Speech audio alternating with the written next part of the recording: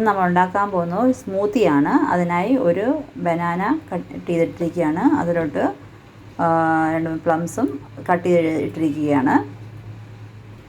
അതിലോട്ട് നമ്മൾ കുതിർത്ത് വെച്ചിരിക്കുന്ന ഓട്സ് ആഡ് ചെയ്യുകയാണ്. ഒരു 5 സ്പൂണാണ് എടുത്തിരിക്കുന്നത്. അത് കുതിർത്ത് വെച്ച് ഒരു 20 മിനിറ്റ് കുതിർത്ത് വെച്ചു. അതിനെ വാഷ് ചെയ്ത് അത് അങ്ങോട്ട് ആഡ് ചെയ്ത് കൊടുക്കുകയാണ്. അതിലോട്ട് സീഡെല്ലാം കളഞ്ഞ് വെച്ചിരിക്കുന്ന ഡേറ്റ്സ്, ഒരു 4-5 ഡേറ്റ്സും കൂടെ ആഡ് ചെയ്ത് കൊടുക്കുകയാണ്. ആൽമണ്ടും വാൽനട്ടും പൊടിച്ചത് അതും കൂടെ അതിലോട്ട് ആഡ് ചെയ്ത് കൊടുക്കുകയാണ്. അതിലോട്ട് ആവശ്യമായ പാല് ഒഴിച്ച് കൊടുക്കുകയാണ്.